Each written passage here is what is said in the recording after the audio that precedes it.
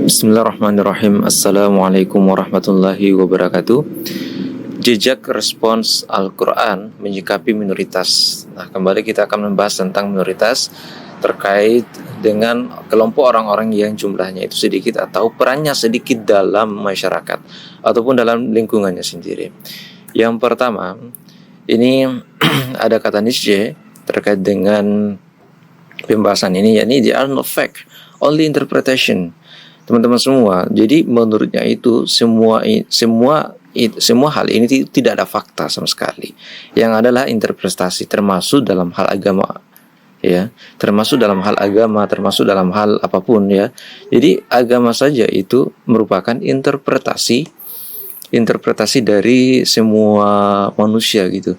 Ya, orang Hindu mengatakan bahwa agamanya benar, orang Islam mengatakan bahwa Islam benar, begitu pun dengan Nasrani mengatakan bahwa wah, Nasrani itu yang benar. Nah, bagaimana kita menyikapi hal ini?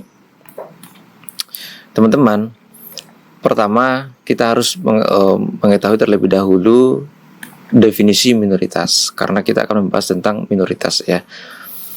Secara etimologi atau secara bahasa, minoritas itu berarti lebih kecil. Dalam beberapa literatur atau dalam beberapa bahasa, ya, Latin minor, kemudian French minority, kemudian English minor. Nah, itulah teman-teman ya. Tapi pada intinya secara bahasa itu artinya lebih kecil, ya. Kemudian yang kedua, ini minoritas sebagai konsep sosiologis, ya, lebih kecil lebih mencerminkan keadaan subordinasi yang dialami sekelompok orang dengan kesamaan karakteristik, gitu ya teman-teman ya. Nah, kesamaan di sini bisa saja dari kesamaan psikis maupun fisik gitu. Bahkan secara budaya pun bisa mengalami, bisa termasuk dalam golongan minoritas ini, ya. Atau jumlahnya itu lebih kecil dari kelompok lain gitu, ya. Nah, ini maksudnya konsep sosiologis. Jadi bukan hanya dalam hal kuantitas, bukan hanya dalam hal soal jumlah, tetapi peran gitu, ya. Nah, kemudian ini definisi minoritas, ya. Definisi minoritas dalam kerangka hukum internasional. Nah, kalau di sini kita lihat, ya, di sini minoritas adalah sekelompok yang didasarkan kepada kesamaan identitas nasional, ya, etnik, budaya, agama, dan bahasa. Jadi kalau misalnya kita lihat di sini, mereka itu mengatakan bahwa minoritas itu sebagai persamaan, ya, persamaan budaya, persamaan etnik, bahkan agama. Nah, dari situ bisa disimpulkan bahwa dalam kelompok ini apakah ada kelompok yang berjumlah sedikit atau tidak, ya. Dari pandangan ini juga kita bisa lihat bahwa bukan hanya soal peran, bukan hanya soal, ya, kuantitas, tetapi hak-haknya itu terpenuhi enggak. Apabila ada yang enggak terpenuhi atau ada sekelompok orang yang tidak terpenuhi haknya, maka itu merupakan bagian dari minoritas, ya. Minoritas dalam aspek tertentu, ya. Begitulah tentunya. Kemudian definisi minoritas dalam kerangka hukum internasional, ya. Kalau ini isu yang mengemuka nih, ya. Ini saya bacakan saja. Meski demikian, tidak ada definisi internasional yang disepakati untuk menyatakan suatu kelompok sebagai minoritas, ya. Yang seringkali ditekankan adalah bahwa setiap definisi tentang minoritas harus mencakup baik faktor-faktor objektif, ya. Misalnya adanya sekelompok yang berbagai kesamaan identitas, etnik, bahasa, atau agama.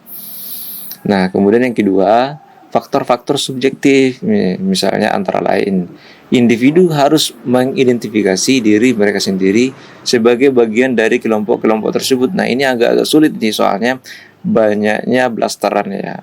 Misalnya dalam hal ras, ya, banyaknya blasteran atau banyak orang yang ingin tinggal di luar negeri maupun tinggal di dalam negeri, tetapi ingin mendapatkan misalnya pasangan itu yang berasal dari luar negeri. Nah, dari persilangan ini akan menyusahkan seseorang atau masyarakat untuk mendefinisikan diri mereka itu sebagai bagian dari siapa, bagian dari negara apa.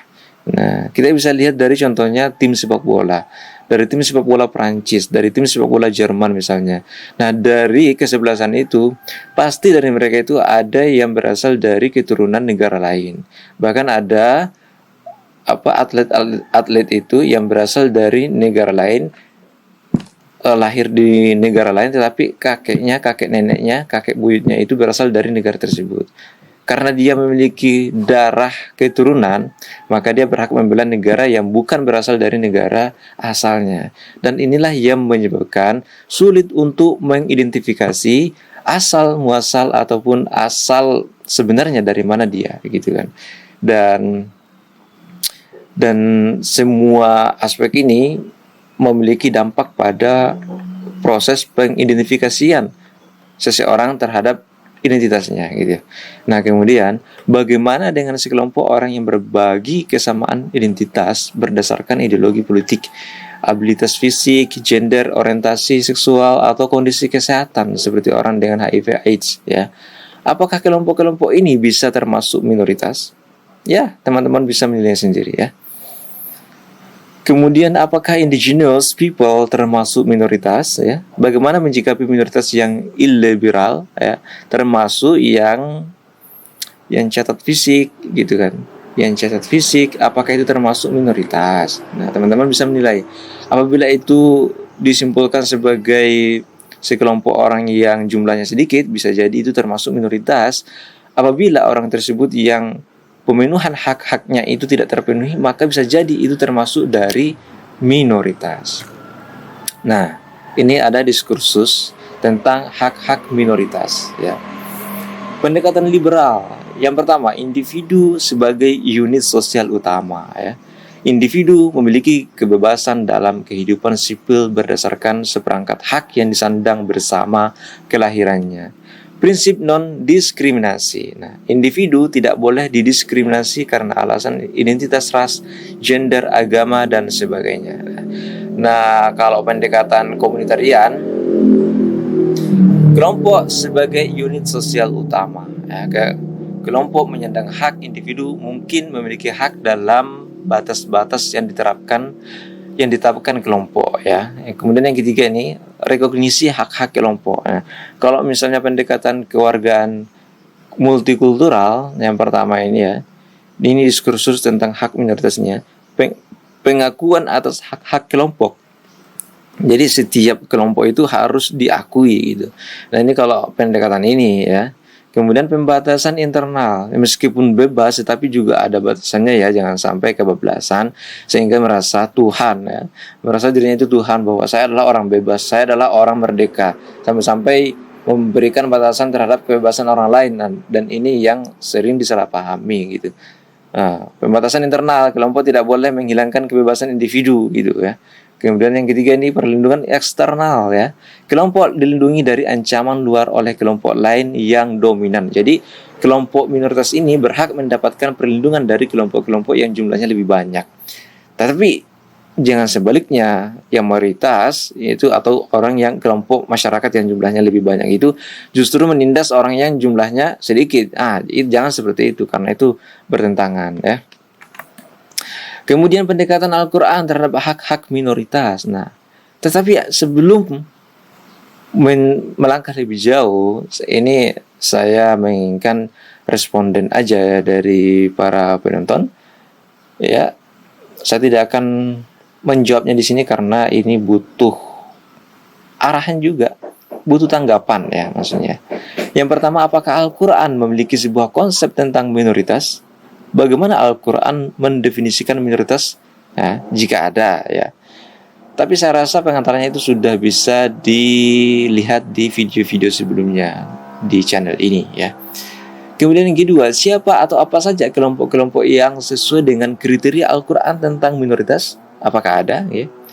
Minoritas agama dan keyakinan, minoritas etnis, ya, minoritas bahasa, ateis, faksi politik, gender, orientasi seksual, ya. Tetapi jika melihat dari definisinya yang pertama tadi, baik secara etimologi, ya, kita bisa lihat bahwa di Indonesia ini semua aspek ini, baik dari agama ataupun keyakinan ataupun etnis, gitu. Nah, di Indonesia itu semuanya ada. kelompok minoritas ini ada di Indonesia, ya. Kemudian yang ketiga, dengan cakupan konsep minoritas yang dimilikinya, jika ada ya, bagaimana Al-Quran memandang hak-hak minoritas? Apakah minoritas menyandang seperangkat hak yang harus dilindungi? Dan tentu saja Islam itu adalah agama rahmatan lil alamin, agama yang menyandang keadilan sosial bagi seluruh masyarakat tanpa pandang bulu, tanpa ada kasta sosial. Itulah Islam, itulah agama yang dibawa oleh Rasulullah SAW. Kemudian yang keempat, apakah definisi Al-Quran tentang minoritas? Jika ada, ya bisa jadi ada gitu ya. Tapi lagi-lagi saya akan katakan bahwa ada di channel ini. Silakan lihat ya di video sebelumnya di channel ini. Ya, jika ada kompatibel dengan perkembangan diri khusus kontemporer tentang minoritas dan hak-hak mereka, ya bisa jadi. Apakah itu sesuai dengan perkembangan zaman? Tentu saja. Muhammad Abdul saja itu mengatakan bahwa Al-Quran itu ya adalah kitab yang dinamis, bisa dipahami dari setiap waktu dan setiap zaman itu.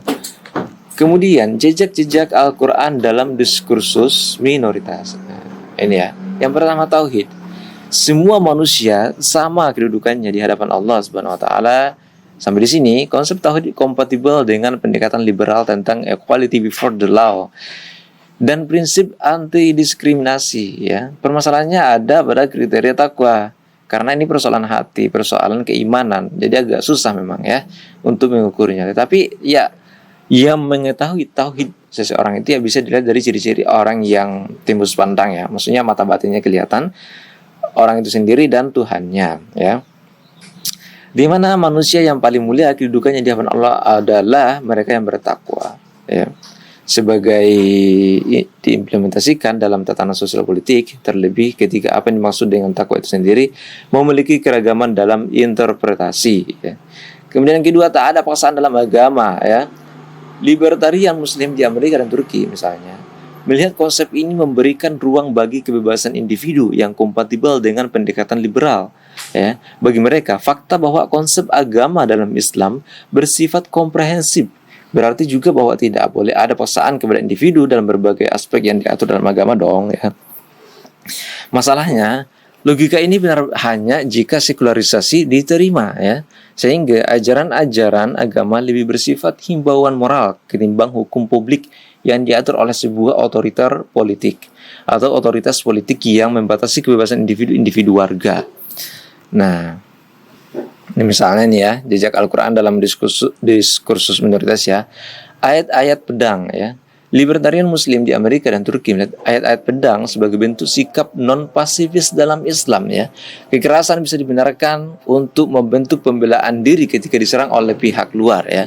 Masalahnya terletak pada batas-batas konsep pembelaan diri dalam sejarah politik Islam itu sendiri ya, yang tidak sejelas konsep libertarian tentang self-defense, yang justru menolak politik ekspansionisme dan paksaan terhadap mereka yang berbeda pandangan ya. Sejauh ini tidak menyatakan perang ya. Kalau dalam Islam itu kalau tidak diserang ya jangan serang duluan gitu ya. Sejarah politik Islam menunjukkan praktik penggunaan kekerasan kepada pihak eksternal dalam rangka ekspansionisme ya. Banyak sarjana Muslim modern melihat ayat-ayat pedang dalam batasan konteks ya, misalnya dalam situasi perang atau dalam keadaan terancam. Tetapi masalahnya, bagaimana menafsirkan konteks perang tersebut ya? Di sisi lain terdapat ayat-ayat pedang ya, yang juga terbuka dalam berbagai konteks.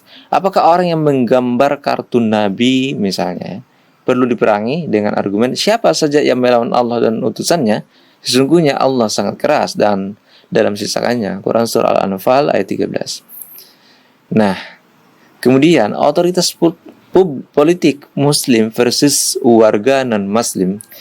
Sistem zimmah pada abad ke-7 dan melihat pada era Ottoman ya Turki, secara historis dapat dilihat sebagai bentuk implementasi Quranik yang memberikan jaminan perlindungan terhadap hak-hak minoritas non-Muslim dalam suatu wilayah kekuasaan politik Islam ya. Namun jika dilihat dari perkembangan diskursus kontemporer tentang hak-hak minoritas, kedua sistem ini hanya memberikan hak atas nama kelompok yang dapat berakibat pada tercederanya hak-hak individu dalam kelompok ya.